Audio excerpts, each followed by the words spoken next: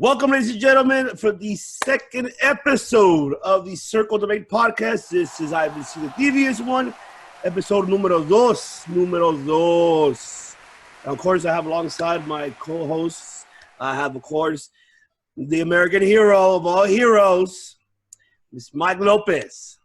Good to be here. Good to see you guys. All right. And also we have the killer of all killers. He's the reputation killers. It's Job Shorty. How are you, bros? Too sweet. That's right. Pretty good. All right. So we're back, ladies and gentlemen. We're back for episode 2. Now let's go ahead and actually begin reviewing. We said in the last episode that we're going to go ahead and review Money in the Bank. So we'll begin with that. So let's just start it off. Money in the Bank. Short pay-per-view, I think was a great idea for it to be short pay-per-view. Because obviously there's no fans. If you add more matches to it, it'll kind of die off. I think it'll be less viewers. I don't know. What do you guys thought being, 2 hours, 2 hours and a half, if I think it was? What do you guys thought about the pay-per-view being short? Vince McMahon said that he wants to start doing shorter pay-per-views. So if that's true, then that's a good thing because it was easy to watch. I don't get because it's so damn long, but this one I actually watched back 2 times, except for a few matches. But yeah, it was a great time limit to this pay-per-view. Yeah, I enjoyed it. Only if Raw would be doing good. Yeah, Mike, how about yourself? I think it's a great idea. Right now with the pandemic and everything that's going on, I feel WWE has that ability or the chance to test out new things that they otherwise probably wouldn't have. For example, shorter pay-per-views. I think WrestleMania last year was like 7 or 8 hours long. And, I love wrestling, but by the end, it was quite a bit of information. So I think shorter pay-per-views, testing that out, seeing how the audience likes it, I think it's a great thing. It gets right to the point. So yeah, and then the pay-per-view itself, I really enjoyed the matches. Everything was cool. Yeah, that's perfect. So let's start off actually to reviewing the matches now. So let's start off with the kickoff one. Obviously, the return of Jeff Hardy versus Cesaro. I would say about this match was, a little ring rust, Jeff. Cesaro, I think for me, Cesaro put him over, which Cesaro, for God's sakes, Vince, should have been a champ already. I don't know why they haven't made him a damn champ. But Cesaro is Claudio Castagnoli, one of my favorites as well.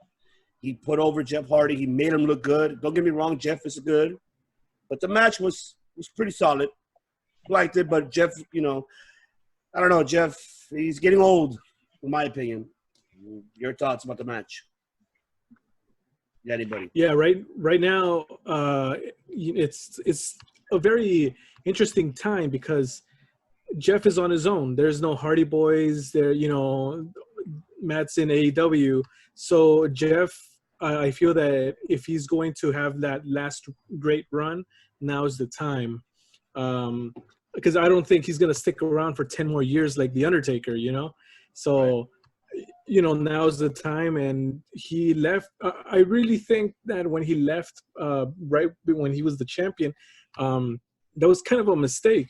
I'm not really sure what happened at that point, but right now is kind of the perfect time to pick up where that left off. And the match to me seemed kind of like a warm-up for him. To kind of start, get the ball rolling, and I think it went well. Mm-hmm. Josh, your thoughts about the match? So I'm not or something. So, you talking about the tag team match?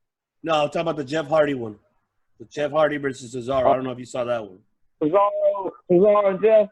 I don't understand why they didn't put that on the main card, man. That was ridiculous. Instead, we get Lashley and R-Truth. Like, why did not put that one on the kickoff show? And Sheamus was getting it. just a no bar reunion. We just see Hardy and Cesaro, and I just don't understand why they main card instead of Lashley. But yeah, great. It was a pretty good match. Kick off the show. Yeah, it wasn't bad at all. I mean, it kicked out the show. It was not bad at all. I actually enjoyed it. Like I said, Jeff Hardy did a great job. You know, Cesaro did phenomenal.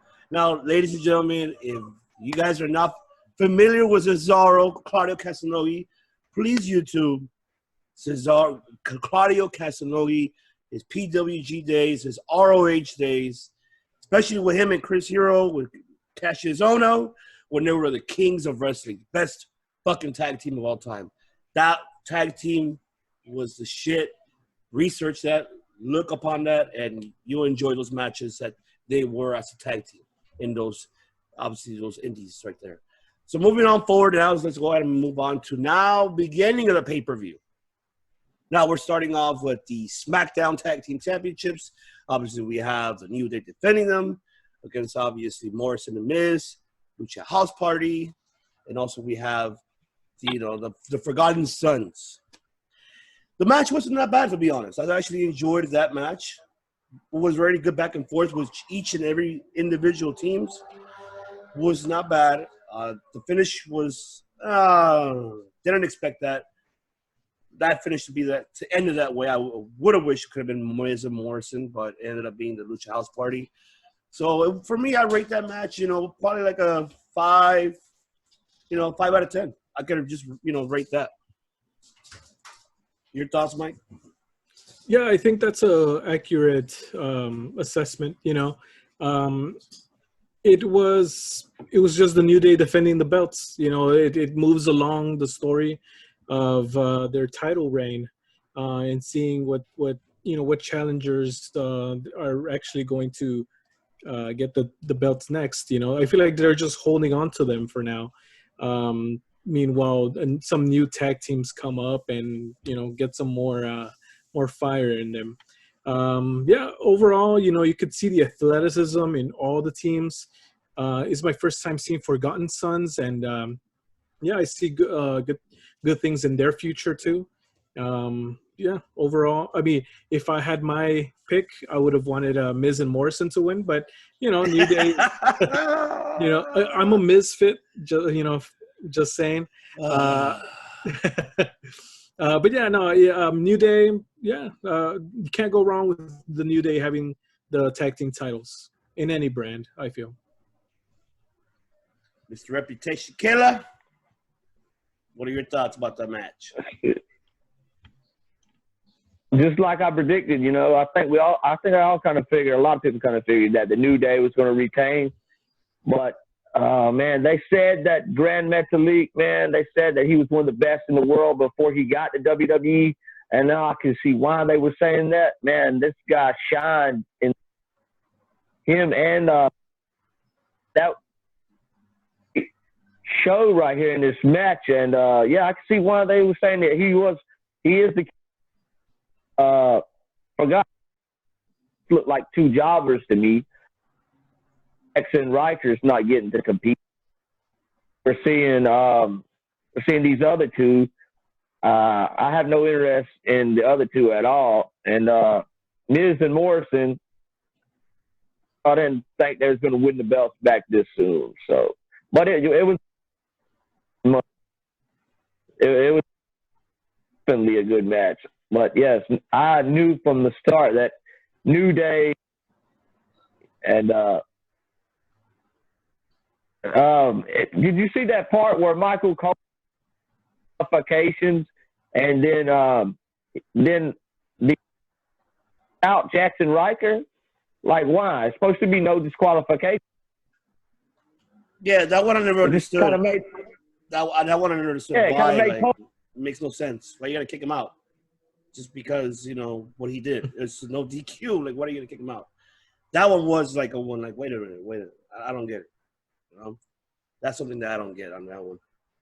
But all right, so let's move on there. So we got now.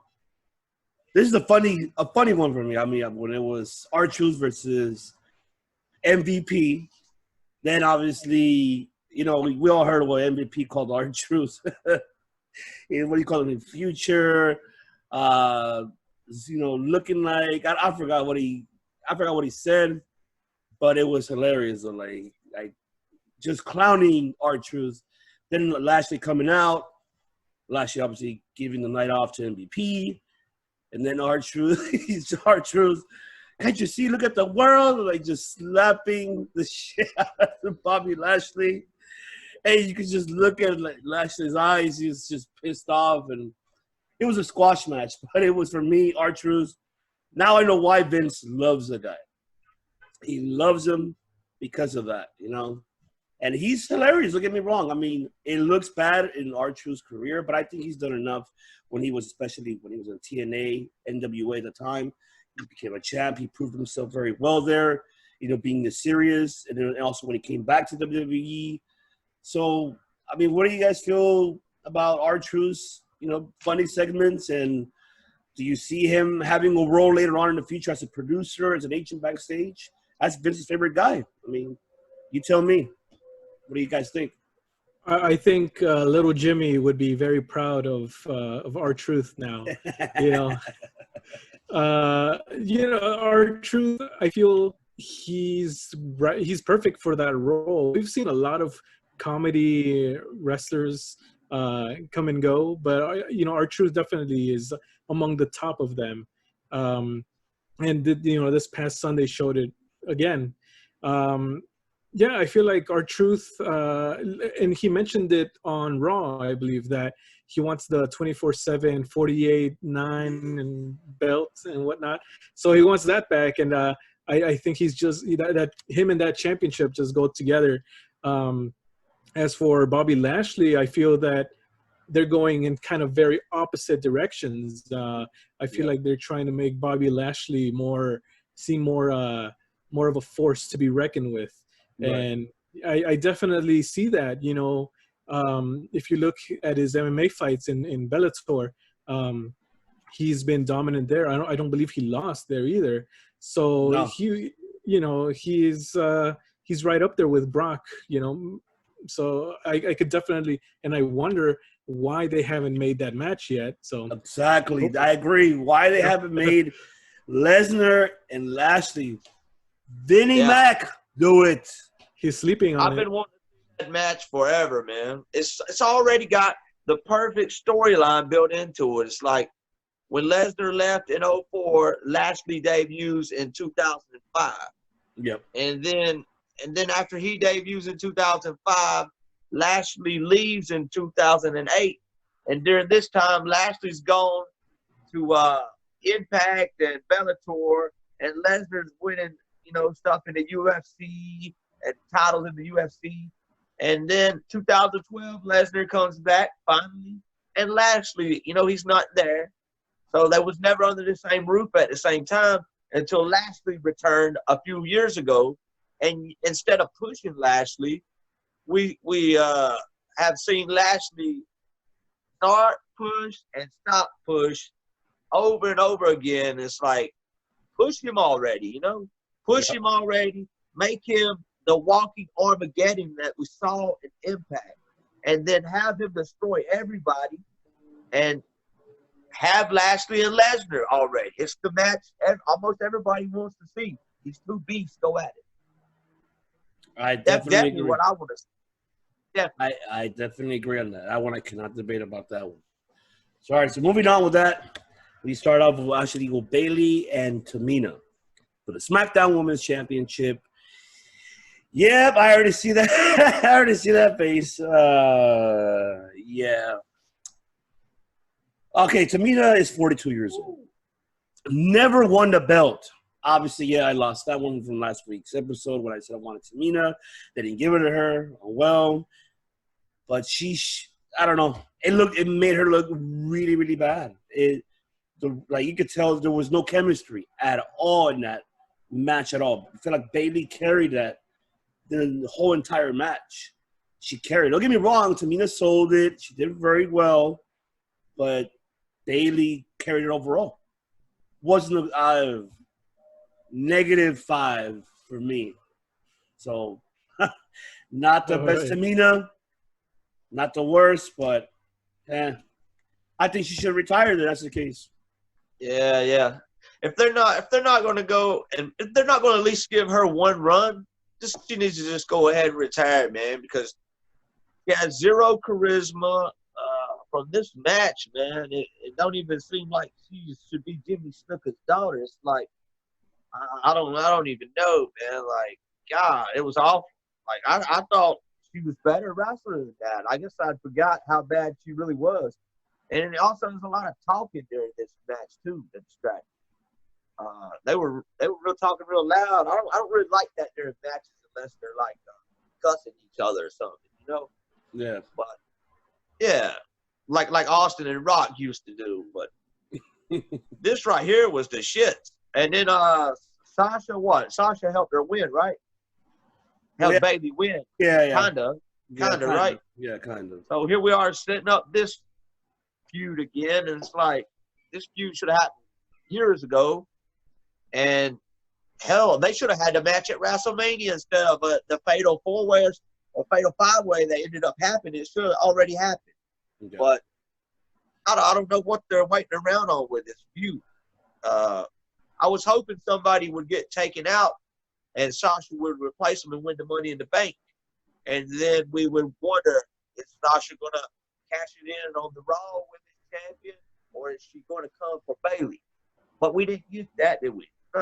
We got what we got, and it is what it is. I have nothing else to say about this match except it sucked. It really sucked. Mike, your thoughts? Yeah, I think the flight from New York to Florida would have been longer than the pay-per-view itself. You know, it's just I really like that idea that we had last week of have Tamina win. You know, she gets the belt finally, and then the Money in the Bank winner comes in, takes it off her hands, and you know, if they don't really want to give her the belt, then at least do it that way. You know, gives her a little bit of credibility. I always see her put on the Go Home episodes as this threat for whatever match she's about to be in the pay-per-view, but they never pull the plug, or they never, you know, go ahead and give her the win on the big matches. So I don't know, you know, it's hard for me to believe that she's going to win a belt now, but who knows, you know, maybe I'll be surprised down the line. Yeah, I mean, at least maybe the Smackdown tag team champ. The women's tag team championships at least. I'll be happy with that. They would have given her with Nia Jax. So why not? That right there was the best team that she could have been in right there. Her and Nia. I don't like either one of them, but together they kind of make up a good women's tag team. You know? Yeah, definitely. They could have dominated the whole women's tag team and had everybody go. I feel like they're better together than they are alone. Yeah, I agree with that. If they're both alone, it's like, no. It doesn't work out for them. You got to team them up together, have massive faction, then running all over, you know, the women's division. I don't know why they decided to split them up. But oh well. Sorry, Tamina. Even though you're Jimmy's daughter, but sorry. We booked her to win, so. Yeah, I booked her to win, and you let me down, girl. You let me down. And get your shit together. Damn. All right, so moving on. We got the Universal Championship. We got Bray Wyatt versus Braun Strowman. We all were expecting the Fiend, but it wasn't. It was the regular Mr. Bray Wyatt, the happy-going guy. It was, you could tell it was a stiff match, very stiff overall. And then with the whole, he came back, hugged me, other hug, and then I don't know where he snaps and, wait, I can help. Boom. That was like, what? You literally just buried Bray Wyatt. But I get it because they're going to go ahead and move forward, continue the feud, and the Fiend's going to come out. And I'm hoping this time that the Fiend will regain the championship. I'm not saying that Braun is not a bad championship person to be title holder, but there's nobody. They're not throwing him any competition. For me, they're not. So this one I'll grade a 3.5. That's what I agree. What do you guys thoughts about the match? Oh, man, that was so Braun was the replacement from the start. He was never meant to be champion right now, I don't think. I think they was going to go with Roman, obviously. So I just don't see him holding the title that long. We all knew Bray as Mr. Rogers Bray wasn't going to win. As soon as you see him like that, it's over with. It's almost like the Fiend is like Demon Balor. You know what I mean? Right. Every time Demon Balor would go in the ring at NXT, his ass was winning. I don't think he ever lost to the Demon, did he? Not in WWE. No, I don't think so. No. So yeah, they're doing the same thing with the Fiend. So if the Fiend faces Braun Strowman, I think the Fiend's going to take it. It's got to be the Fiend next time. We've already seen Mr. Rogers Bray Wyatt. We've already saw that. So it's got to be the Fiend next time. And yeah, I don't know where they go from here though. What kind of match it should be? Should it be? I'm just glad they're not doing the red light no more with the matches with the Fiend. But I don't know if there'll be a special stipulation or what. That they don't do the red light. I'm hoping they don't because that kind of throws it off. Yeah, I'm glad they stopped doing that. Mike, your thoughts? Yeah, I didn't mind the red light. I did not prefer it, but it was maybe like in a once a year sort of thing, maybe, or like during an Inferno match, or I don't know. I could see something like that happening, but the Fiend, yeah, I if I were a betting man, I would have the Fiend winning the belt back, maybe even at the Backlash, the next pay-per-view. The Fiend is on a roll, I feel. Well, except if Goldberg, wants it. But, I'm pretty sure he's in Atlanta, back home, stay there, Mr. Goldberg. Let the Fiend do his thing. I feel the Fiend is a very marketable character, much like The Undertaker. Bray Wyatt, when he started doing the Funhouse, I was a bit skeptical, and he's really made it work. He's made a fan out of me for sure. Definitely. It's like they wouldn't have to depend on bringing all these stars from the 90s and everything back if they would actually build the talent that they got and make them the stars, Like Bray Wyatt should have beat Goldberg. We know that. But I guess Goldberg, yeah, I like Goldberg, but he wanted to bitch about it. He thought it would make him look bad in front of his fans, that was kids if he lost to the Fiend, which makes no fucking sense to me. It doesn't, because it's like a super villain, versus superhero. So that's what Goldberg wanted. That's why he wanted to be the one beating the villains all the time. So that's understanding why. But I mean, yeah, he's still stuck in that mindset. Yeah. That WCW mindset is what he's still stuck in. Yeah, I agree with that. 100%. So let's move on. Let's see. Moving forward now, we'll move on to the WWE Championship, which was Drew McIntyre versus Seth Rollins. I'm going to say this. I think for me, that was like one of the best matches overall on the card. Tops down. 5, top 5. I give it about 5. I give it a 5. Because both of them, they went a great back and forth. They worked it out very well. I love how Drew sold a lot. Rollins did a lot, also selling over for Drew as well, especially when that German suplex off the turnbuckle, like he sold it. Like he was from one turnbuckle to the other turnbuckle. I'm like, shit. It sold it out very well. I enjoyed the match. I see nothing wrong with it. I loved it that Rollins allowed, Drew to win. Obviously, everybody that I was hearing rumors, everybody thought that Rollins was going to win, but no, you just gave Drew the belt. It's impossible. So I mean, I was really happy that that Rollins put over Drew McIntyre, and this win should put up Drew more and have better competition moving forward? I hope so. What are you guys' thoughts? Yeah, I think so. I think Seth knew something that we didn't at that time, so he knew that putting Drew over was the best option, I think that Seth Rollins is one of the best wrestlers in the current roster. I feel in WWE. I always enjoy his matches. It's kind of rare for him to have a bad match, in my opinion.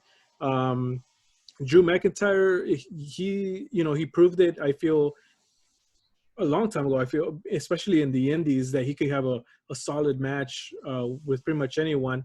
So I feel, again, as fans, we always ask for new superstars to go up, to move up to the main event, and I feel that Drew right now is the guy. It doesn't feel forced like Roman Reigns or like a John Cena.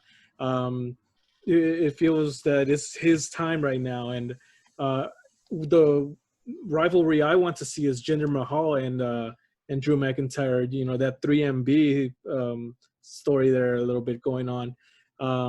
So yeah, good match, awesome stuff. So yeah, good stuff. Josh, your thoughts? Yeah, this was definitely one of the best matches on the card, man. That Claymore, man, is just fucking sick, man. But I just wish the fans could be there whenever Drew hits it, during the match when he was doing 2, 3, or whatever he was doing, he's doing like the countdown. I feel like it would be real over right now, because I feel like the fans would be a lot behind Drew. But the handshake at the end, man, it confused me. I was like, is Seth about to turn babyface, or what's going on here? His character right now is like, I don't know how to describe it. It's like he's kind of like almost bipolar or something. And we'll talk about what he did on Raw in a little bit, and you'll see why he's like bipolar. Y'all saw it. Why he seems like bipolar right now? Maybe that's the new gimmick. I don't know. We have to wait and see. That one we have to wait and see. But no, I do agree with Mike, though. We do want to see the 3MB. Obviously, we do want to see Jinder versus, obviously, Drew. I think that's going to happen in the long run later on. But just, Jinder just got back. Going to build him up a little bit.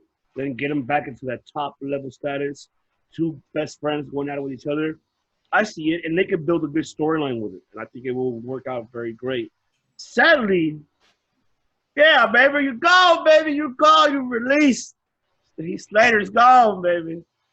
You got kids. You let him go. No, he's gonna Vinny, come you back. let him go. He got kids.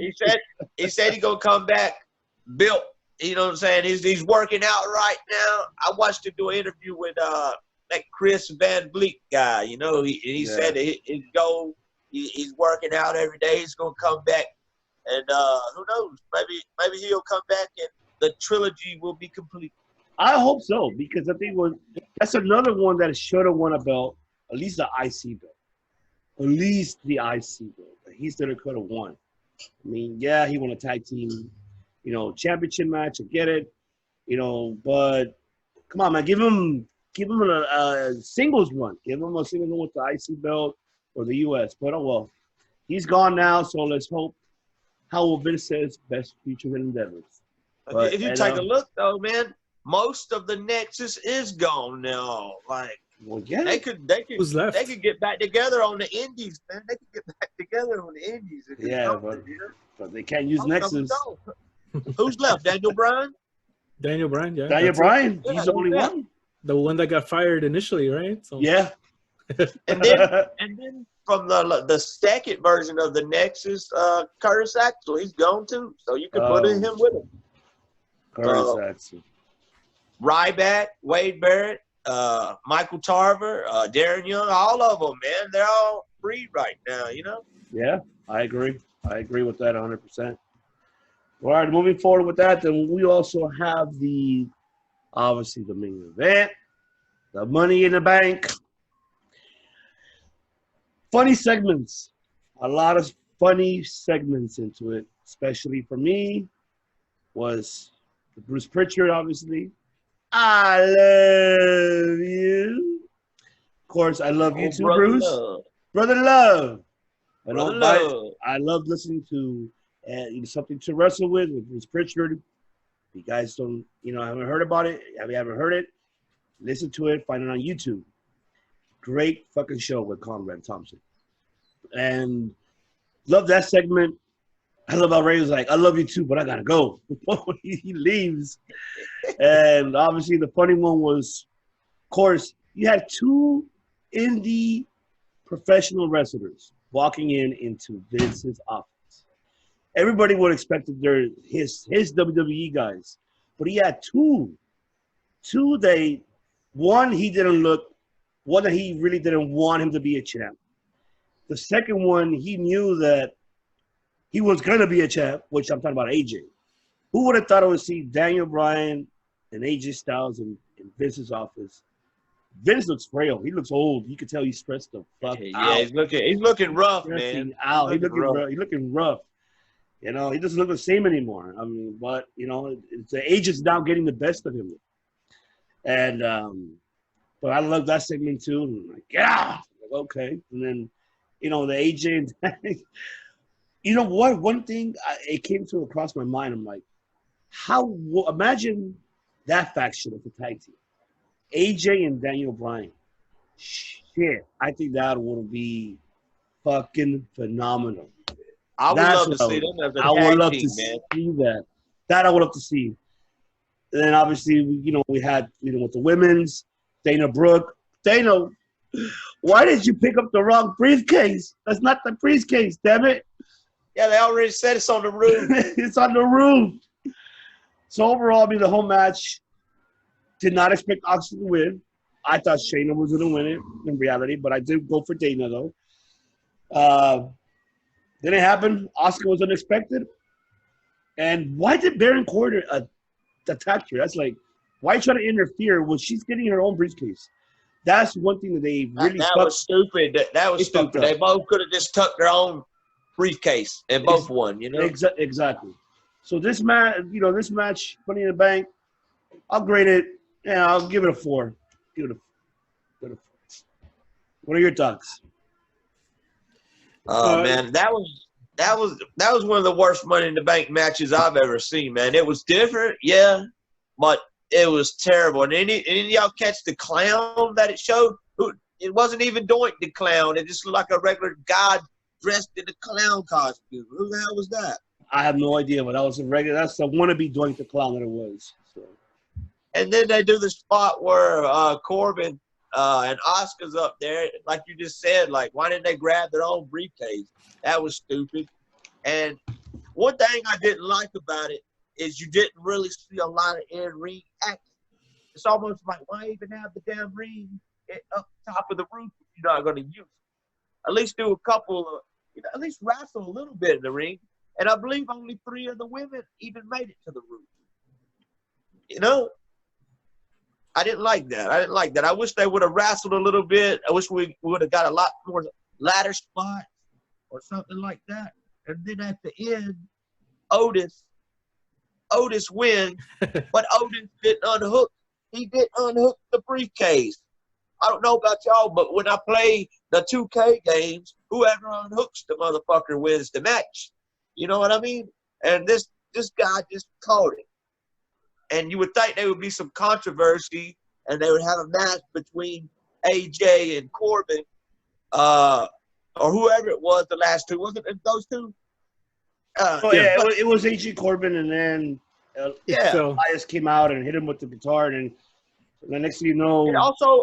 It kind of reminds me of that time in TNA they was having an X Division match. And the X accidentally fell and Petey Williams caught it. So they had to say, oh, well, Petey Williams won the match. Yeah. And it was like a mistake, though. But this wasn't a mistake. This was intentional. Yeah. They booked this to be like this, and this was stupid. I'd say whoever wins the match needs to go up there and unhook it.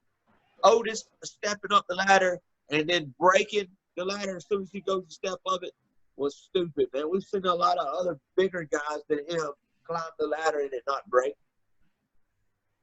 It make no sense. It didn't make no sense, man. It didn't make no sense. Mike?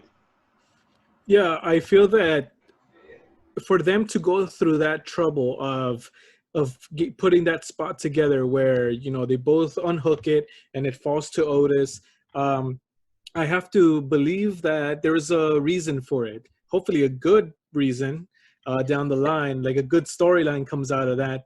I heard rumors that he might use the Money in the Bank for the tag team belts, which Yeah, I heard that too. it might be interesting. It'll kind of bring up the tag team titles prestige. I feel that someone is willing to use the Money in the Bank for the tag team belts. Let's see. I overall throughout the match, I remembered how Matt Hardy really wanted to have the Ultimate Deletion in WWE, and he had to do some convincing and stuff. And now they're doing, kind of similar stuff, or because of what's going on. So I feel the unsung hero here is Matt Hardy, and Lucha Underground. I feel also because I think they started the cinematic matches or cinematic stuff. Which I feel is a good thing right now. It freshens up WWE, and there's a lot they can do with it. As evidenced by Money in the Bank and the Boneyard match and all that stuff. So I look forward to seeing what they do in that direction. As for the match, I actually liked the food fight segment. There was some intergender stuff going on there. Shayna Baszler was choking out Rey Mysterio, and I would have wanted to see a little bit more there. Oh, and I would have wanted to see a more intergender stuff going on the roof.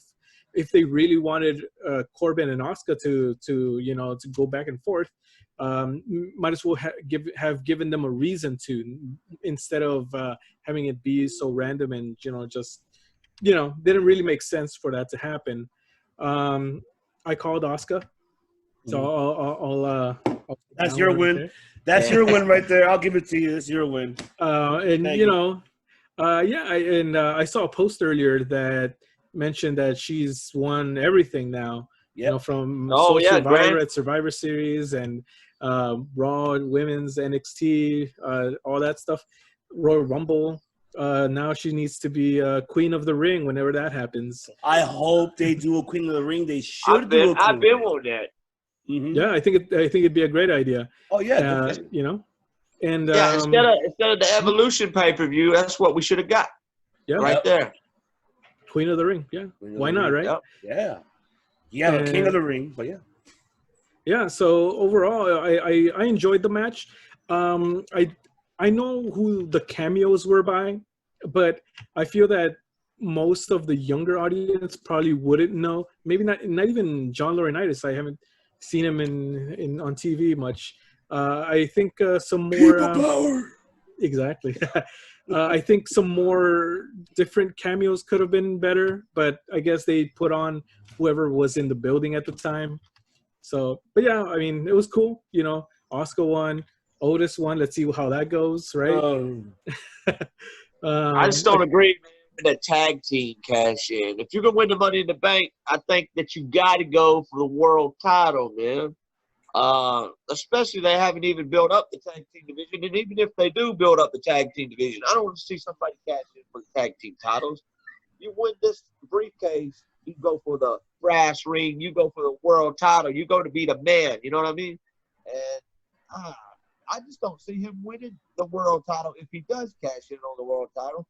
So that makes me think that maybe he is going to cash in on the tag title. But I would love to see some dissension between him and Tucker.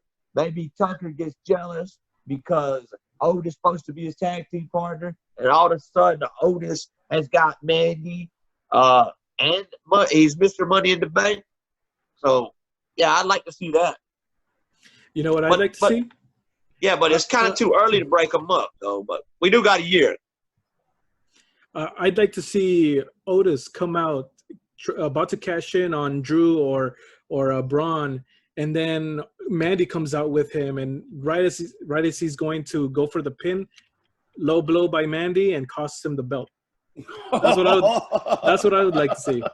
I mean, what hell of a heel turn right there. Hey, that does not sound bad at all. That actually does sound great. That actually not bad at all. But yeah, I do hear about that. It might happen. And that might be the Money in the Bank for the tag team championship. And if it's so, it sucks because it should not be that. But right now for me, I don't know what's going through Vince's mind. I know that Bruce Pritchard and Paul Heyman are trying to get in his head, like, why don't we do this? Why don't we do like, no, damn it, I know. But hey, it is what it is. It is what it is. We'll see what happens, on SmackDown and moving forward. And now speaking on that, now we move on to obviously Monday Night Raw and also with the wrestling announcements that happened also as well from WWE. Before we go ahead and do it, let's go ahead and one major announcement obviously was when Becky came out, opened the show, came out. She pretty much said, okay, here's the money. Why she came out with Money in the Bank briefcase. Nobody understood why. And then Asuka comes out. Why you have my briefcase in Japanese? What's going on? Well, here, this is the belt. None of us knew that it was for the Raw belt. And then claim Asuka's the champion. Becky announcing her pregnancy, which congratulations, Miss Becky Lynch. Congratulations. It was unexpected, I believe so. And she's gonna be a good mother. Good for her, Rollins doesn't look like, well, he's excited, but the way how he looks, I don't know. But Asuka being the champ, I give it to her. I wish she shouldn't have won it that way. I wish she could have won it differently. But now I'm happy for Asuka because I'm a big Asuka fan myself. Now she's a Grand Slam champion next to Bayley. And so, I don't know. I mean, what are you guys' thoughts? Where do you guys see Asuka next challenger? Who should be stepping up? Do you guys feel it's going to be Shayna? Or is it going to be either Kairi Sane? Who never know now that she's a champ. What are you guys' thoughts about it? Yeah, let's see. Go ahead, Mike. Go ahead. Go ahead. I feel like this is a big loss. I don't like Becky Lynch, but this is a big loss for the main roster to lose Becky just right after, not long ago, maybe a year ago, losing Ronda. And because Ronda and Becky already beat everybody you have. So, to me, I think it's time to inject some new talent into the main roster from NXT. At least one or two, or maybe even three new women. Like, it's time to bring some new women in, man, because all these women's already got beat by these other two that just left. They beat everybody's ass, and now they're gone. So, I mean, I want to see somebody challenging for the title that hasn't lost to Ronda or Becky. That's just my opinion, but when she come out with the briefcase, I knew right away something was up. I've seen the pregnancy rumors on Twitter before the show, but I didn't believe it, And then as soon as she come out with the briefcase, I knew the belt had to be in there because where's her belt, I knew something was up. And for this to happen, I don't know if I was Vince. I hear Vince is very happy about it, but I wouldn't be too happy about it because, in my opinion, this is the worst time in the history of the world right now, in our lifetime, that you could have or want to have a baby. Who would want to have a baby in the world right now? I wouldn't want to bring up a baby into the world the way it is right now. I don't know if it was an accident or what the hell happened here, but I know they were supposed to get married and they postponed the wedding. But whatever Becky does with her life, that's on her. But it's a big loss for the main roster. Big loss. I just want to see some new talent injected into the main roster. I want to see somebody that hasn't been beaten by either Ronda or Becky, because everybody's already been beaten. Everybody, except for Shayna. She never got beat by Ronda, but Ronda's not coming back to face her, So maybe Shayna. I'd have to go with Shayna be the next number one contender. And also Asuka, very entertaining. My girl don't even really watch much wrestling, but she was even laughing at Asuka, man. Asuka was just going crazy. Like, I'm the champion. I'm the champion. And like, she's just running around acting goofy, man. She's funny as hell. And then she goes and shows Carrie Zane that she's the champion, and then Carrie Zane's all happy and all that. But is she supposed to be leaving pretty soon? Is what I've heard. I don't know. I think Stardom, the promotion that Carrie Zane and Io Shirai was working for before they went to the WWE, is offering them some big money for them to come back. But obviously, WWE can offer more money if they want to try and keep them. But we'll see what happens with that. Mike? Yeah. I actually don't mind the Raw Championship being exchanged in that way. The reason why is I feel that having this happen kind of builds up the Money in the Bank match itself as almost an equivalent to winning the belt, itself. It adds prestige to it. It makes people want to win it more, to see it in that level. I think Asuka's going to be a pretty good champion. Shayna, I feel, is probably going to, or Nia Jax is going to be the next contender. I know that Bianca Belair is on Raw now, and I feel that they got to build her up a little bit more, to be able to be number one contender. But I definitely see that in her future. But yeah, Asuka, I feel, was the best choice for right now. And let's see what the division becomes in the next few months. Yeah, definitely. We have to wait to see what's going to happen. But yeah, absolutely. You brought up, Bianca Belair. That's another one there. But, speaking about that, let's just move on with that. Now the crossover begins. Now you have Raw and SmackDown superstars crossing over within each show. Obviously, I feel Vince is doing this because, one, not a lot of talents are performing. They're not coming, they're not performing at Performance Center because of the whole COVID-19 situation. And obviously because its ratings are low. But those are Raw ratings, not SmackDown's ratings. SmackDown's ratings are actually higher than Raw's ratings. So he's desperate. He's losing Monday nights. He's not getting the progress that he needs, in order, to continue and pushing Raw what it should be the number one show. But you have to admit SmackDown's getting up there right now. SmackDown is the one who's being the number one instead of being Raw, But with this crossover, do you feel, does it, as of right now, I mean, obviously until this pandemic situation is over, but as of right now with this crossover, do you feel it's the right move? Does it give better matches? What do you guys thought that this crossover, do you guys agree with this crossover, or it should just stick to their own brands? I would stick to your own brands. I think the crossover, I don't know, it's like the wild card situation again. Right. They say it's going to be maybe like for one show, but it's going to keep going on, and they're going to keep pushing it a little bit more and more. Which is fine. They could do whatever they want, but I think it devalues any draft or brand, any brand extension or anything like that. I would like to see everybody stay in their own brands.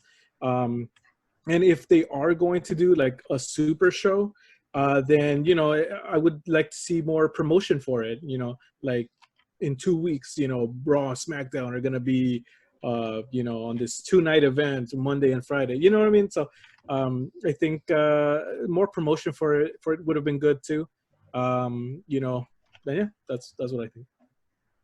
I don't like it at all, man. I don't like it at all. All it is the wild card rule brought back, and it's just stupid. Like you said, SmackDown's doing better than Raw in the ratings, right? Yes. So I mean, Raw just needs to be putting on better TV. They need to focus on that. Call up some more talent from NXT if you lack it in stars. I don't know. I just don't like it. And then I don't know if we skipped it, but what happened right before that with Selena's group? Already into it, man. Already into it. I don't know. I was liking that faction and already into it. And I think it's because they said Austin Theory he might be a little bit still green. The guy's not but 22. We saw the match that he had against Montez Ford, and Montez goes to jump out the ring, and this guy supposed to catch him, and Austin Theory just way off, and he doesn't really catch him. And it's a wonder if Montez didn't get hurt, and I don't see how he didn't bitch him out backstage about that. So maybe Austin Theory ruffling some feathers backstage there with that, but I think it's too early to break up that group. No, they're not going to break up that group. I feel like they're going to just keep it going. Right now, like, it's not a bad faction. Selena has a great faction, which we'll get into factions later on. But for me, Selena has a good – I don't think that faction is not bad at all. There'll be title contenders later, like tag team title. Like I feel that Angel Garza and Theory, they'll be tag champs later on. Obviously, Binan Andrade, he already has a U.S. belt. Maybe later on, which I do not see anytime soon. I see it like way later in the future. See him a future champ. I don't see it now. Excuse me, because right now it's Drew's run. So let's just have Drew have his run. Until then, that faction could be could be tag team, contenders, and Andrade prestiging more the U.S. belt than it should be. I think he should prestige it more. Heck, if anything, I was thinking about have a Mexico belt alongside with it, like represent Mexico and also have while you have the U.S. championship, you're representing both. Like, yeah, I'm the U.S. champ, but also I'm from Mexico. Like, kind of like how. The real did was Zeb Culture when he did Mexican American. Something like that, something similar to that, but he's representing the Latino culture and the Mexican culture, but also representing the American culture as well. But we also just got this Drew and Andrade match last week or the week before, and here it is again, man. It's over and over and over. Over and over. Yeah. I don't like that. Well, yeah, but let's move on to that. Now let's go ahead and move on to besides the crossovers, now that Raw and SmackDown and NXT are being taped. Raw and SmackDown being taped Mondays, NXT's taped on Tuesday. That's why nobody saw on the hashtag live. Nobody saw that, which you brought that up. Josh, you brought that up. Yeah. And then, see, it's not there no more. You guys' thoughts about now them going back to recording Mondays for Raw and SmackDown and Tuesdays NXT? You think it's a good move, or you guys feel that it's not the safest way to do it? Rather just go live and go with it. What are you guys' thoughts about it? I don't mind it being pre-taped. I feel that they could get a little bit more creative with pre-taped shows. Do some more experimental stuff or more cinematic stuff. It doesn't have to be live. I feel that when it's live, the audience makes the show. It makes the show either way, but it's pre-recorded, so I think it's fine.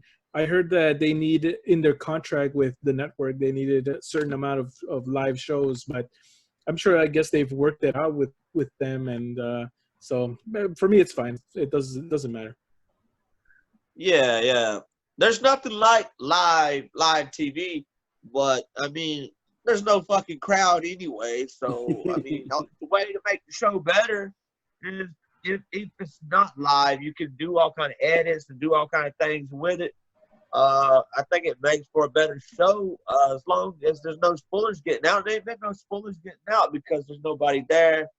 And plus, Vince McMahon's already said if anybody lets anything out, your ass is fired. You know what I mean? So, that's true. That's very true. Yeah, I don't think anybody is going to be spoiling anything. I definitely agree with that. I definitely agree.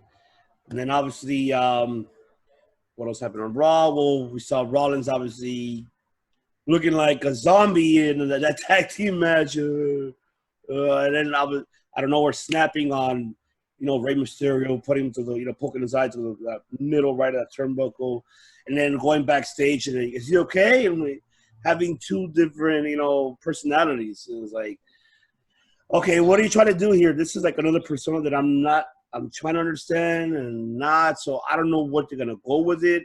Especially, I mean, right now, your faction is pretty much gone. You only have Buddy Murphy.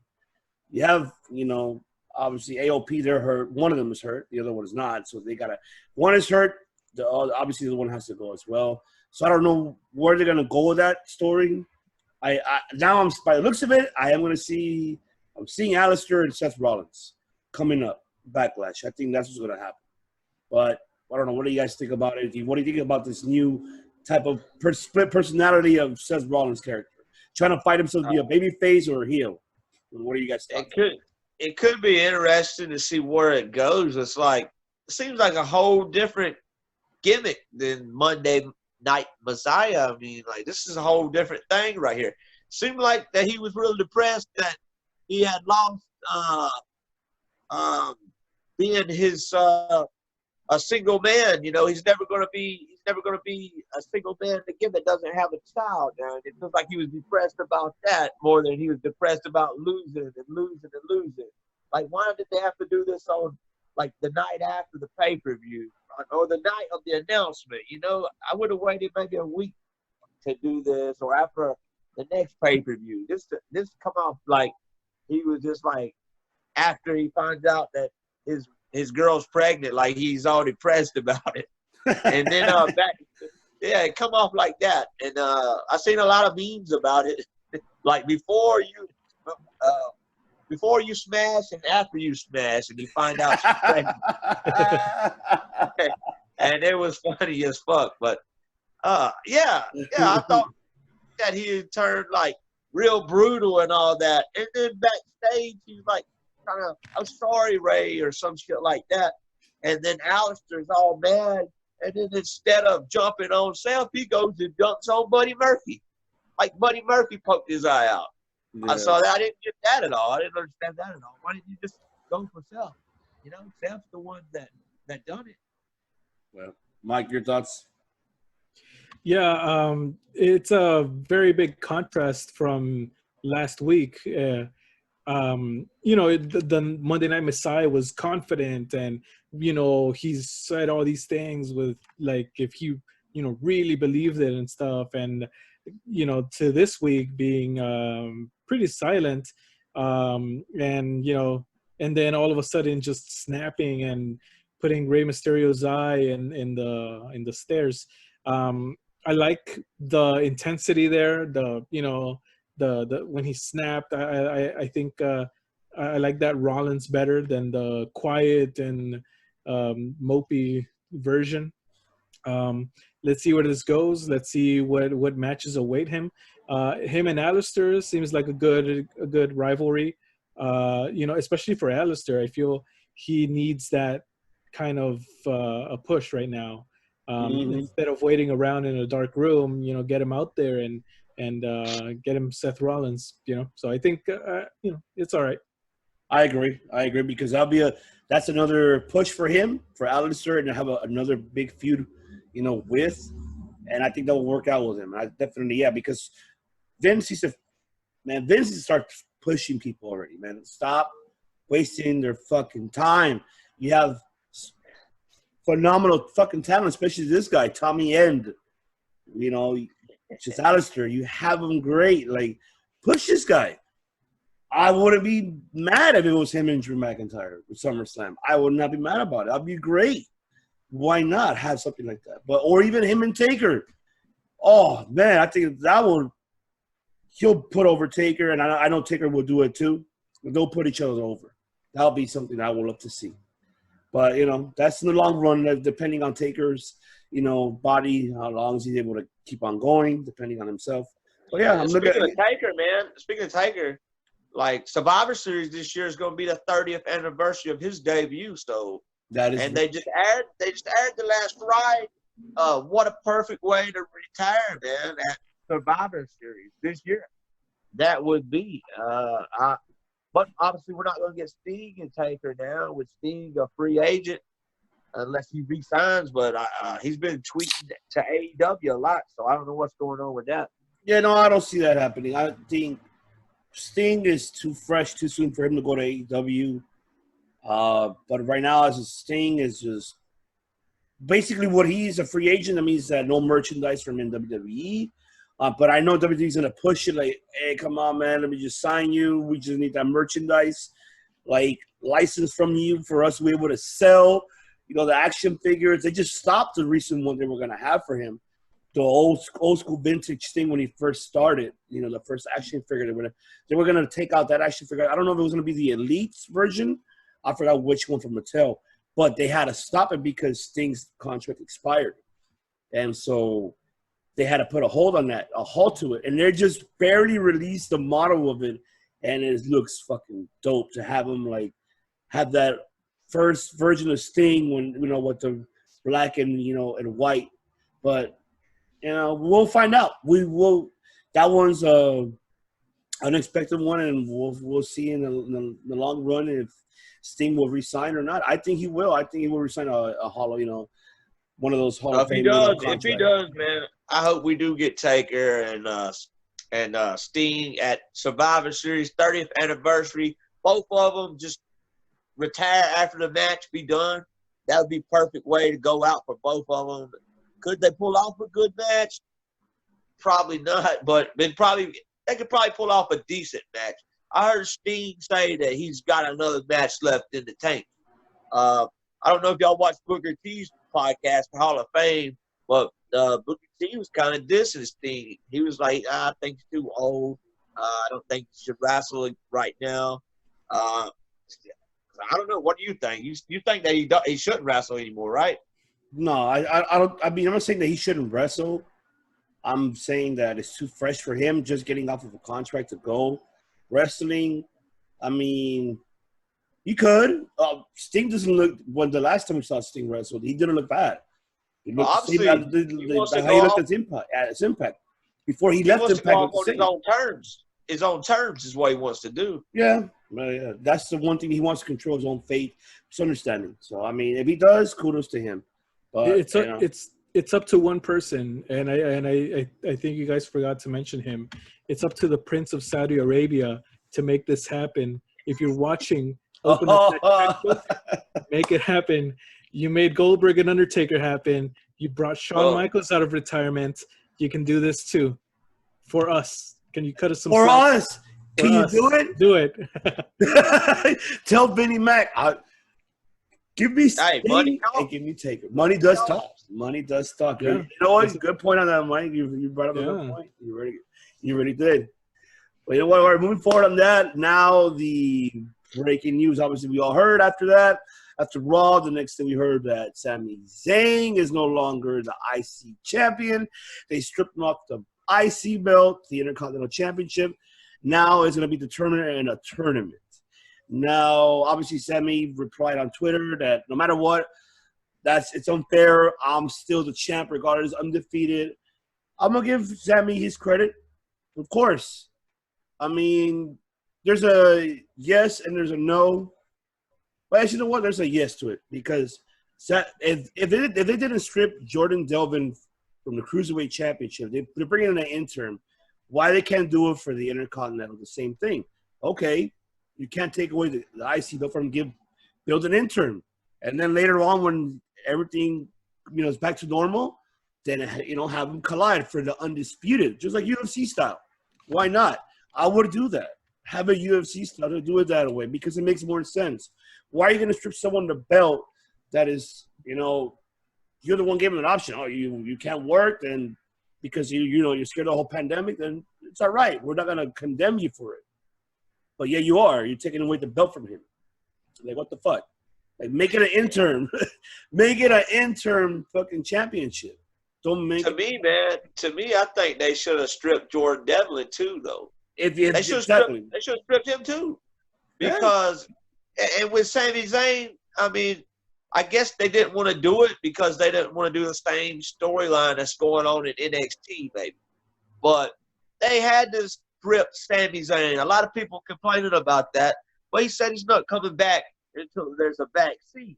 And that could be over a year. Nobody wants to see the Intercontinental title gone over a year when it can be used to to elevate other talent, you know?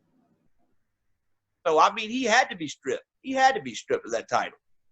And he knows it. He just posted that tweet on Twitter, you know, to stay in character. That's all he's doing. He knows he had to be stripped of it. Mike, your thoughts?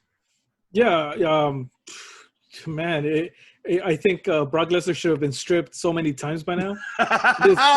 It's insane by that logic, you know. Yeah, I think interim belts. They add. It's a good marketing thing, you know. You get to have champion versus champion. You know, UFC does it all the time.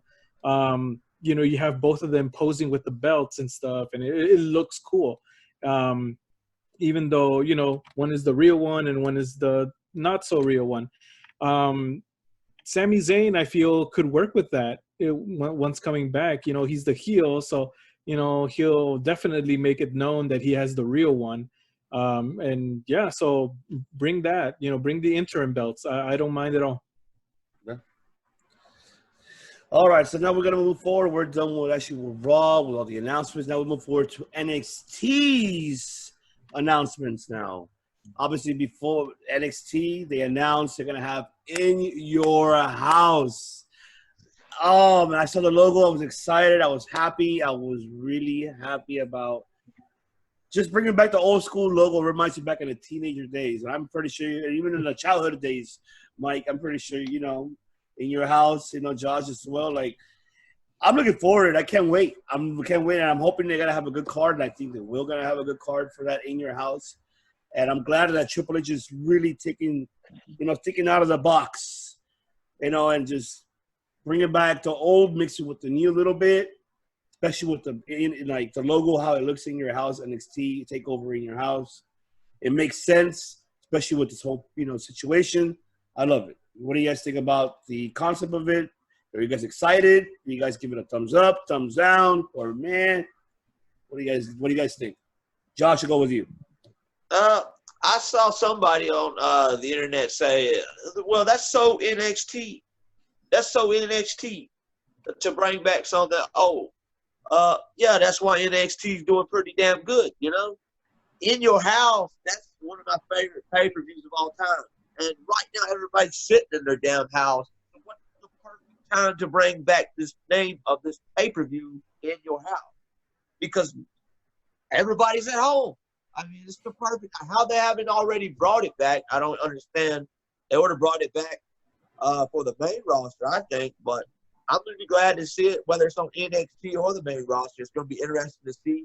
Love the logo, man. That logo's dope as hell. But, yeah. DX with the announcement. I was wondering what DX was going to say. And when they said that, I was like, fuck yeah. I'm ready to see In Your House, man. Take over In Your House.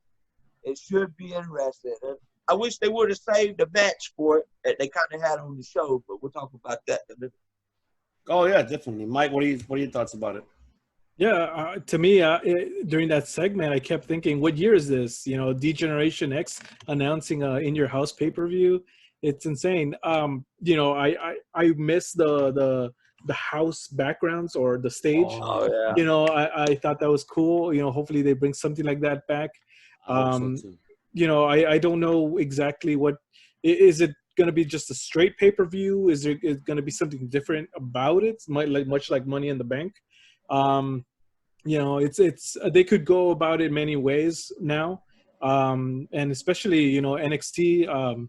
You know, yeah, like using ideas that have worked in the past is not a bad thing, you know? So, yeah, definitely. I'm all for it. Let's see. Let's tune in June 7th. That's right. Tune in June 7th. I can't wait. Well, obviously, soon we'll actually give a review for that. But let's go ahead and move on forward. I just want to move forward with which is one of the tag team match.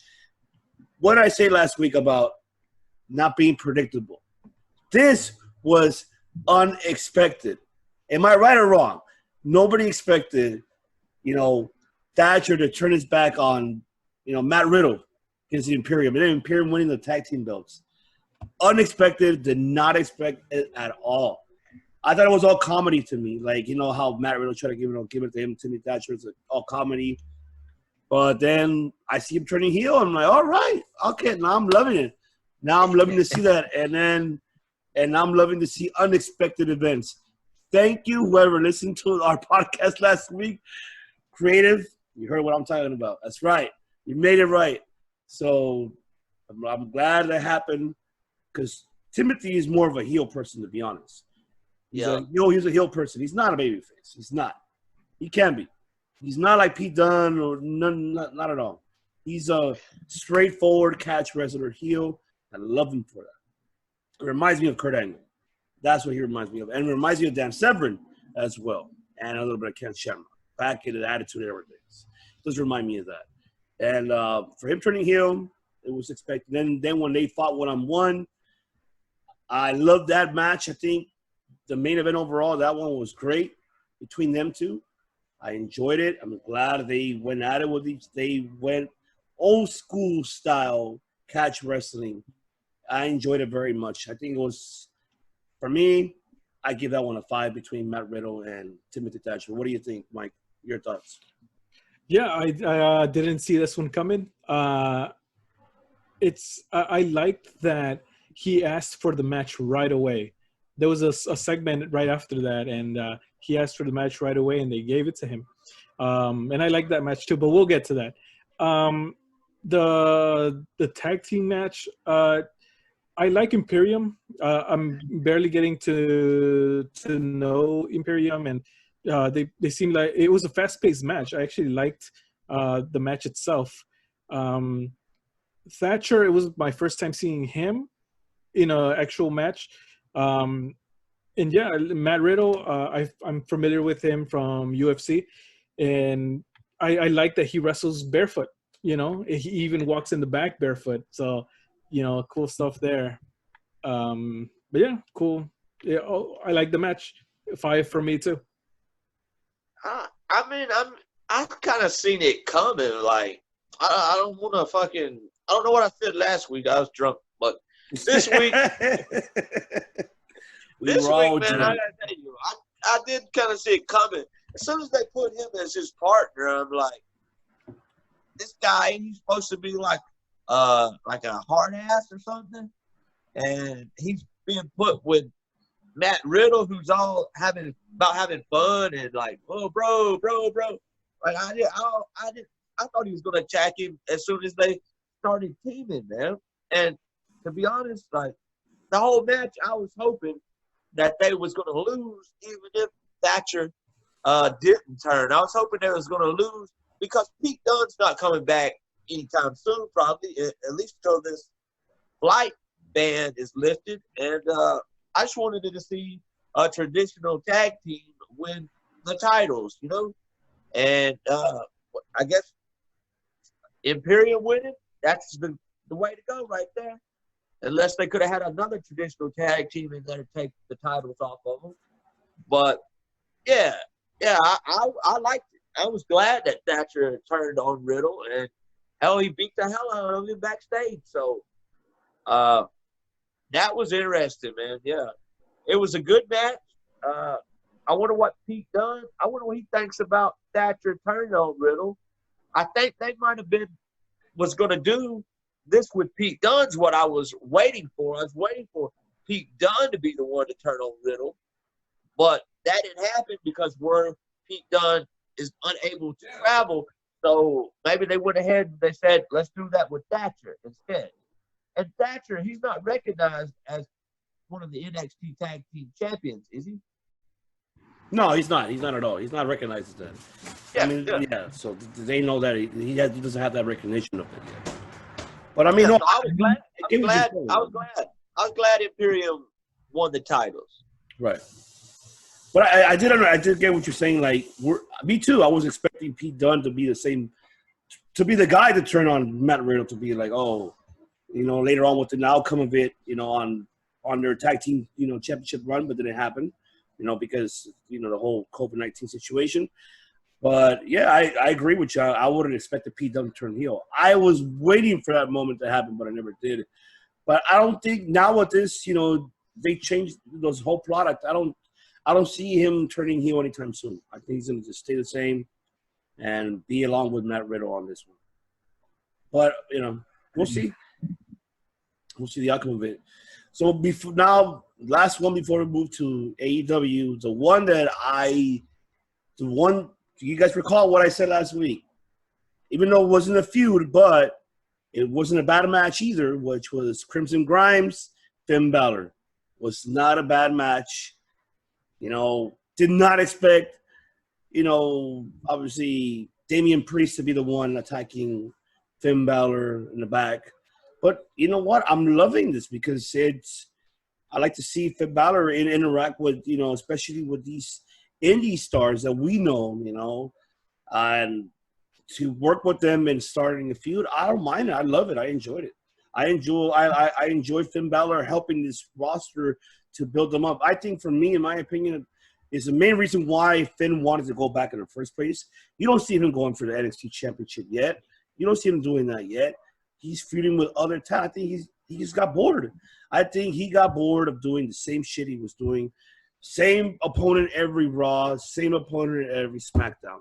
I think he just got bored and he's like, give me different opponents in NXT. That's why I felt why he went back over there. And I'm glad he did. Plus, it's like the same thing right now. Every show's basically the same with no fans. Exactly. So I enjoyed the match. I give that one a 4.5. I give it a 4.5 because why? Because not a 5 because Mr. Damian Priest interfered. I wanted a clean win. I didn't want no interference win. So I give it a 4.5. Mike, what do you think about the match? Yeah, cool. I just I'm playing catch up right now with this storyline. Damian Priest coming out. I think he had a nightstick and hitting him with that, costing him the match. Yeah, it's cool. Let's see where this goes. I think it's great that, like you said, Finn Balor is down there at NXT. Helping this new talent. Building them up too. It'll help him, I feel, and it'll help them. So it's definitely mutually beneficial over there. So, and I look forward to seeing what happens next. Yeah, I would have thought that Killer Cross last week, I predicted he was going to be the attacker, but I'm cool with Damian Priest being the attacker. What was the name of his finisher? The Reckoning, right on the cheer to Balor. Yeah, that was pretty great. That was great shit right there. Vince McMahon say good shit. Good shit. That's some good shit. Good shit. Yeah, good shit. Cameron Grimes, man, with the win over Balor. But yeah, Damian Priest with that nightstick, man. That nightstick seems to be becoming his weapon of choice, almost like Triple H with the sledgehammer or Sting with the bat. Like, this thing kind of becoming synonymous with him, right? Yeah, hasn't he used it before? I've seen it. Yeah, but I believe so. I think he has. I don't remember, but I think he did use it before. But one day, whenever he's on the main roster, I would like to see, when they're both on the main roster, I'd like to see Karrion Kross, Damian Priest, and Aleister Black in the stable together. Woo! That's what I would like to see right there. Those three. It's like a wannabe Ministry of Darkness 2.0. Yeah, some darkness right there. All right, so let's go ahead and move on with AEW Dynamite. Obviously, we all know, everybody knows, I don't need to say it, everybody reads. Obviously, this week's ratings, I mean, AEW has been winning, but NXT has not been, they're up there.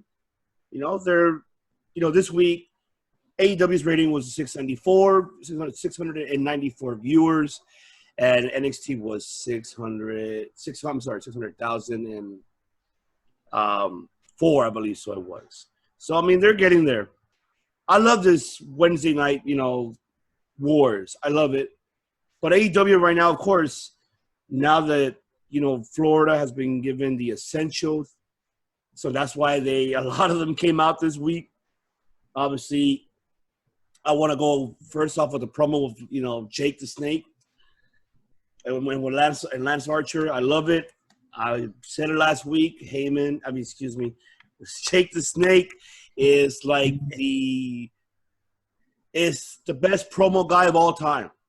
He's the best. Oh yeah, he knows how to. That's why they call it. That's why they call it One Take Jake. One Take Jake, because he kills it on the mic. I love it, and I think that's where, I feel that's where Paul Heyman got his, his promo style from him.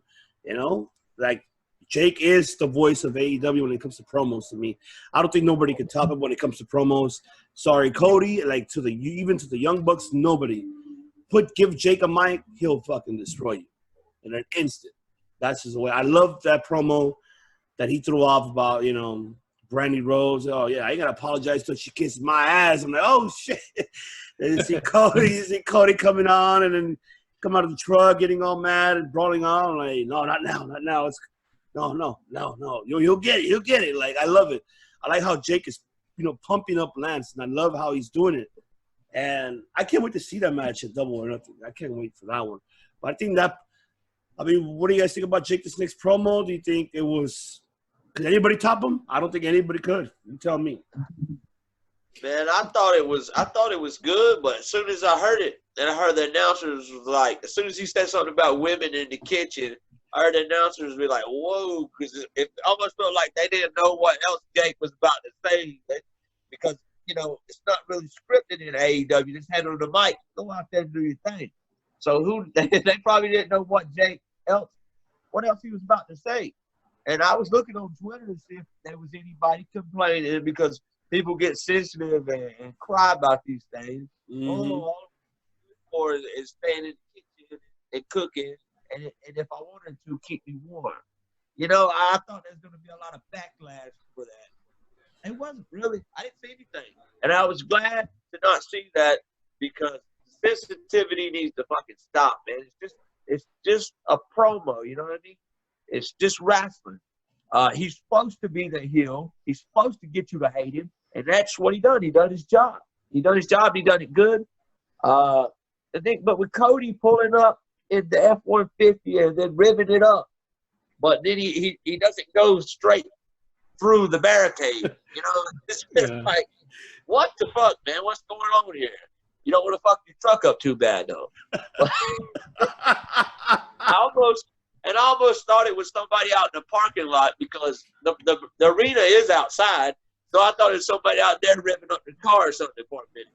He didn't even rev it up too bad, I just didn't like that. I think it was Cody trying to be Stone Cold, and it didn't work for me. It didn't work for me, especially with him not driving through the guardrail or doing that.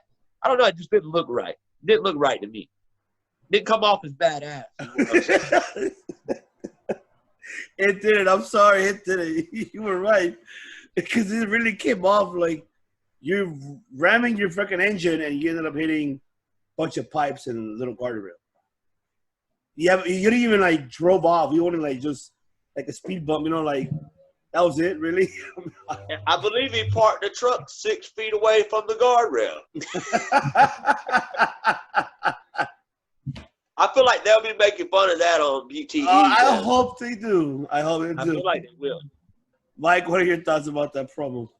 Man, that promo was entertaining for me, at least. Ever since he came back, I've seen his promos improve more and more. He's a master on the microphone, and I always look forward to seeing him speak or hearing him speak. Lance Archer really got lucky there with getting him as a manager. As for the truck, at least prepare something else, like John Cena. He had that glass that he ran through or something. Mm-hmm. Yeah. So something different, something a little bit more cool looking, But yeah, this rivalry, I look forward to seeing the match at Double or Nothing. I still think Lance is going to win. And Mike Tyson is going to, put the belt on him and all that stuff. So, yeah, let's see what happens. Oh, yeah. Man, I would have liked if he would have, maybe if the guardrail would have been there and Cody just driving the truck up to the ring, touching the ring, and then he just like jumps out of the truck and just goes attacking Lance. You know, that might have been better, but if they done, it didn't come off as badass. It was almost like Becky Lynch, where with a tractor trailer, or whatever the fuck you want to call it. It wasn't badass either. So I don't know, man. Didn't come off bad. Yeah, no, I know. It didn't. It didn't. Well, you know, we'll see. I can't wait for the match. But let's move on forward then. Let's go ahead and move on. I really don't want to go ahead and jump into the matches, all of them, but I'll do the best we can because obviously we're on time. So I want to go ahead and jump in into the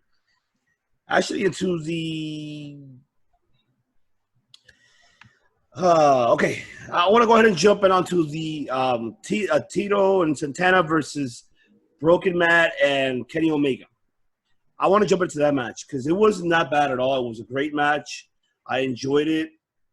I like how, you know, one of them doing the tiger to the camera, doing a tiger after you scratching the person's, you know, Kenny Omega's back or Matt Hardy's back and doing the tiger claw.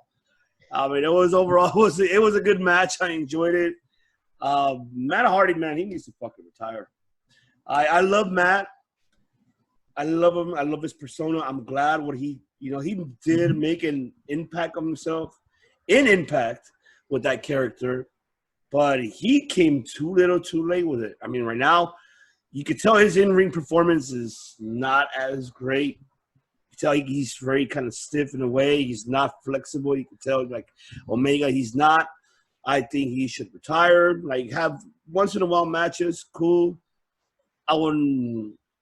I can't see him as a main event player. I'll see him as a performer to build other performers up instead of him being in a top main event level. And I mean, no offense to you, Matt. I love you, Matt, but it's about that time. I hate to say it, it's about that time. I mean, I don't know. What do you guys thought about that tag match? And, you know, give me your thoughts about it. We'll start off with you, Mr. Josh. Man, great minds think alike. I wrote the shit down in the notes, man. I'm like, it's the broken gimmick as over as it was in 2016 or even a couple years ago. I would love to see how the crowd reacts to that now, to the broken gimmick. I don't like how it was explained, how he was broken again. He's broken in Impact. He goes to WWE. He's not broken. Then he's broken. Then he's not broken. And then he explains it, but it's on YouTube, and these like 2-minute videos, which I think he should have showed up in AEW unbroken and then slowly got broken again. But yeah, I'm with you. I'm like, is this broken gimmick? Would it still be as over in 2020? We're talking about 4 years later now. 4 years later. I don't feel like it would be over anymore. I think Matt, in his head, I think he thinks that it's still over.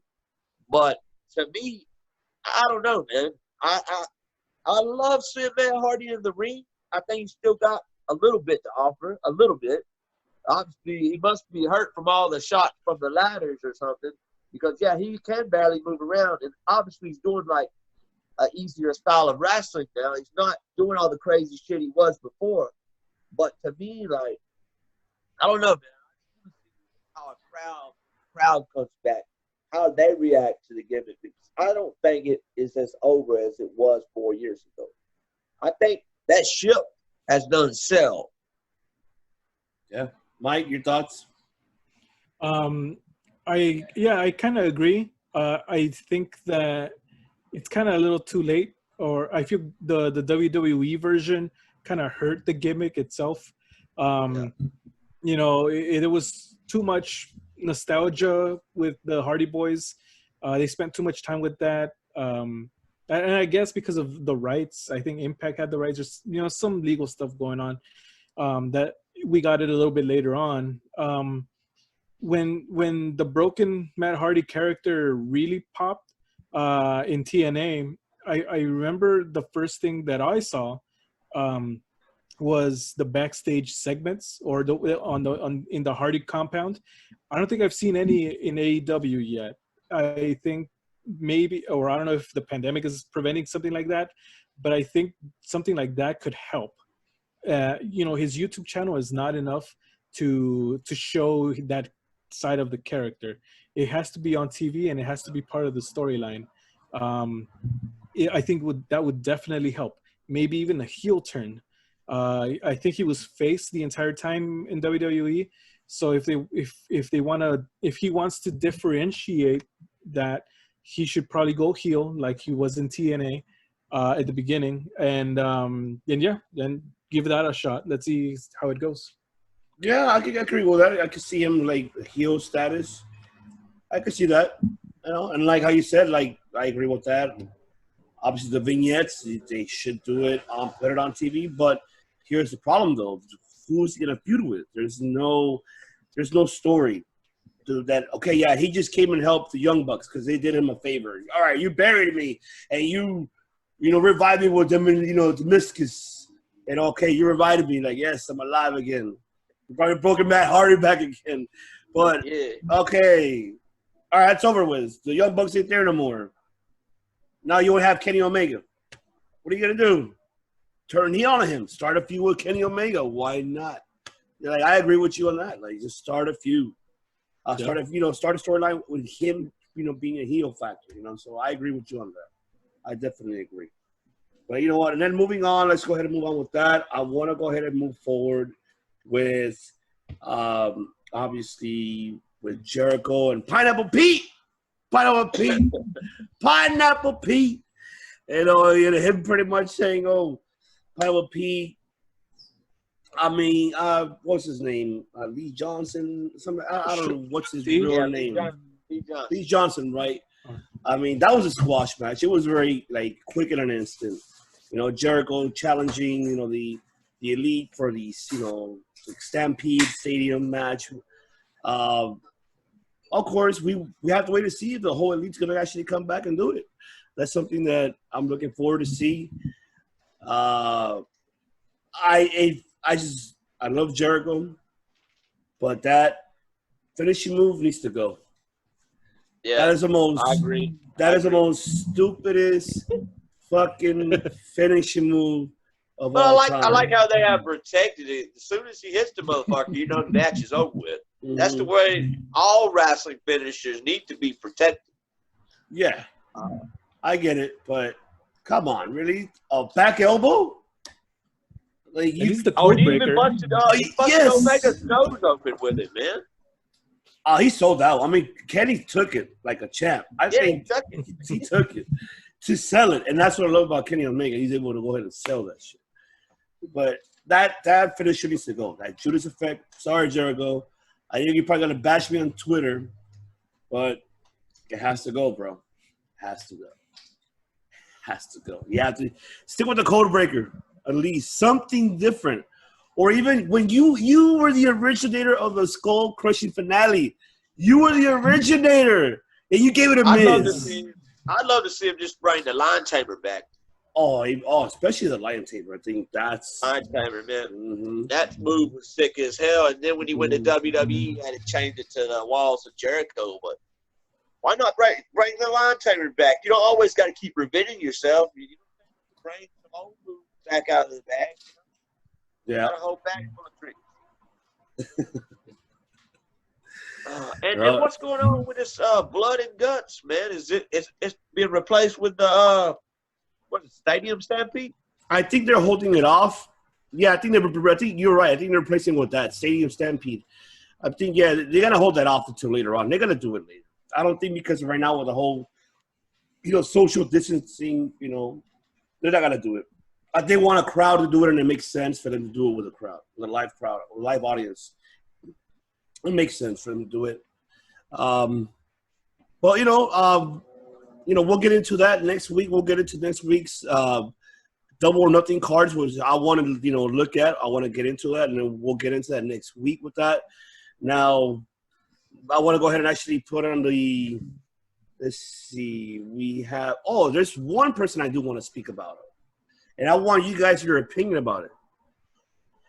MJF.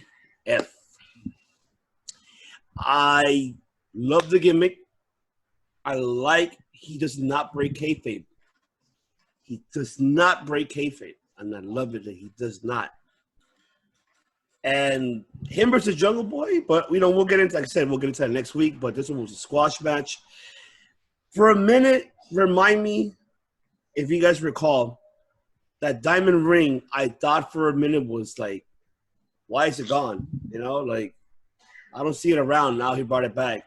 Wasn't the diamond ring supposed to be the IC belt, but instead of a belt, it's a ring? I mean, do you guys remember that when it first came out? I mean, that's what I thought it was going to be. But I remember Cody in Ring of Honor for a minute there. Instead of the championship, everybody thought he was going to have the Ring of Honor ring.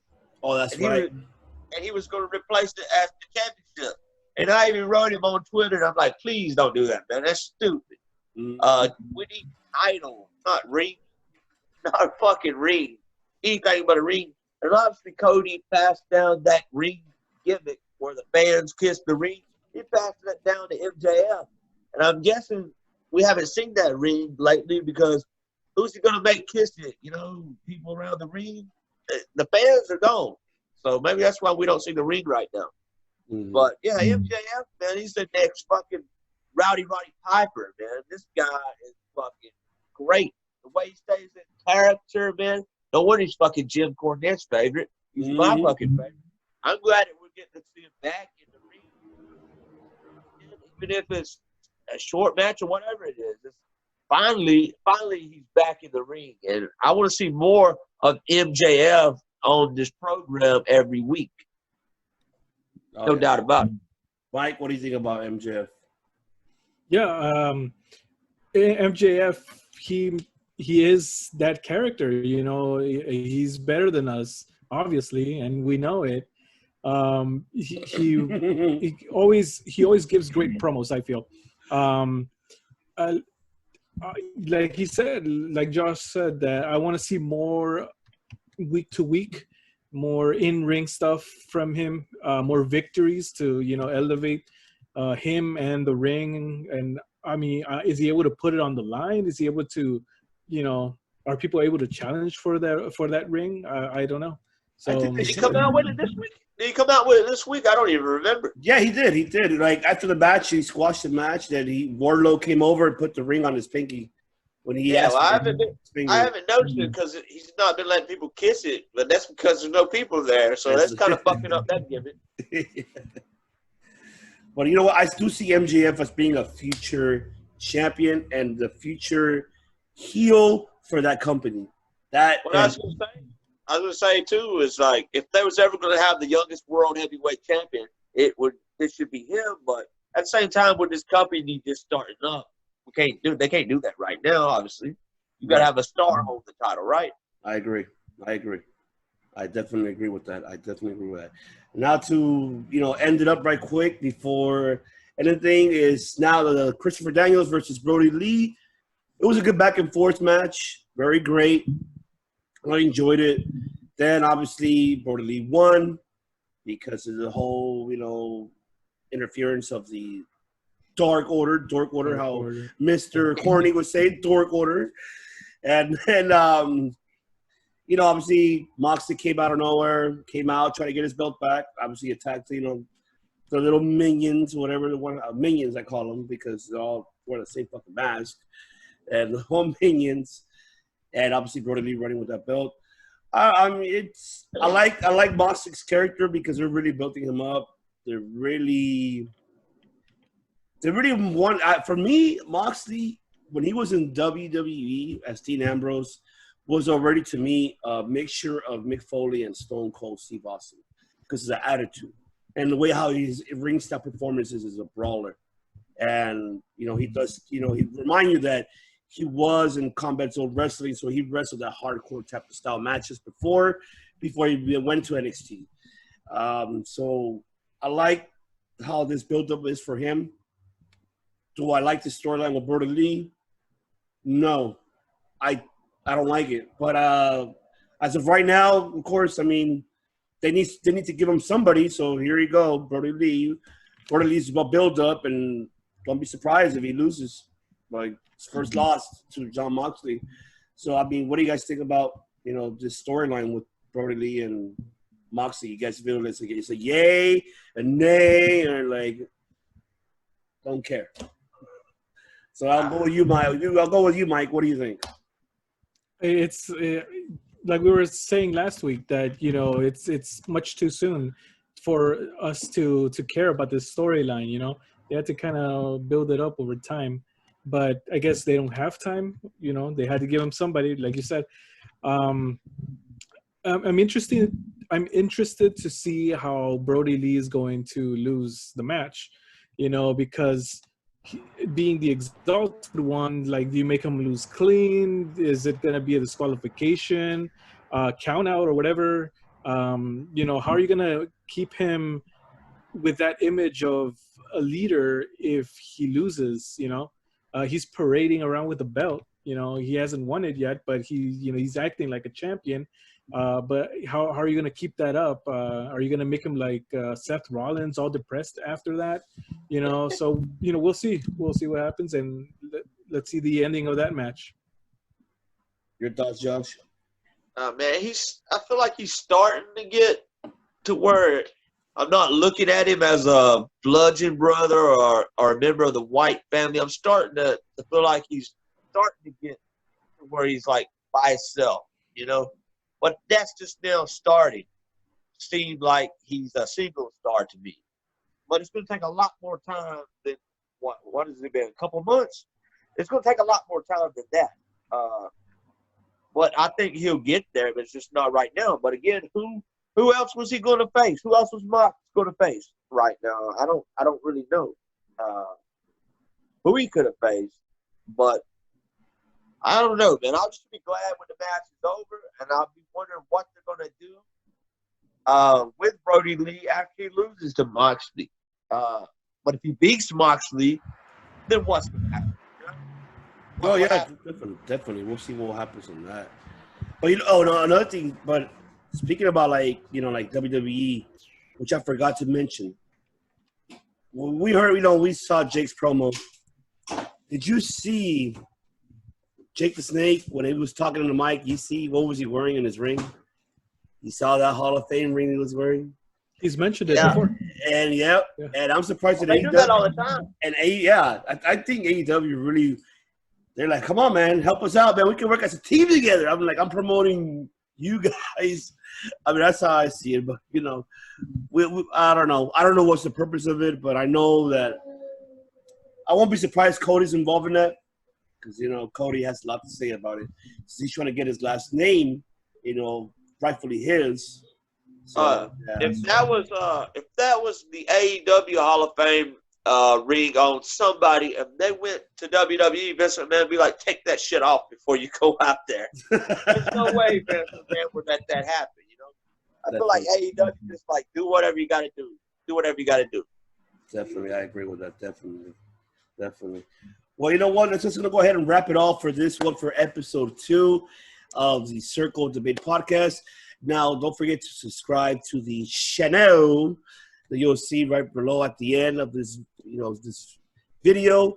And also, don't forget that we're going to actually do our top 5. So keep an eye on our channel. We're going to do the top 5 Backlash. Out of all Backlash's pay-per-views, our top 5 Backlash matches. And stay tuned. Watch that on the other video that we will be presenting as well. So we appreciate everybody for the love and support for watching episode 2, número 2. And stay tuned for next week, as we're going to go ahead and cover, obviously, what happened with Smackdown, see what the IC tournament is going to be about.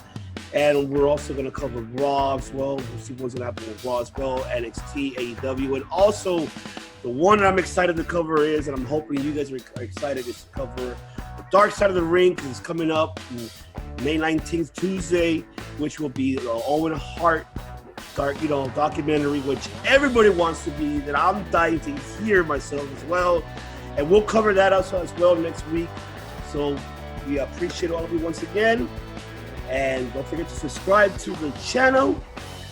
And we'll see you next time for numero tres. This is your host, Ivan C. I'm the co-host, Mr. Reputation Killer, and the American hero, Mike Lopez, saying cheers to y'all and good night and to sweets. Thank you very much.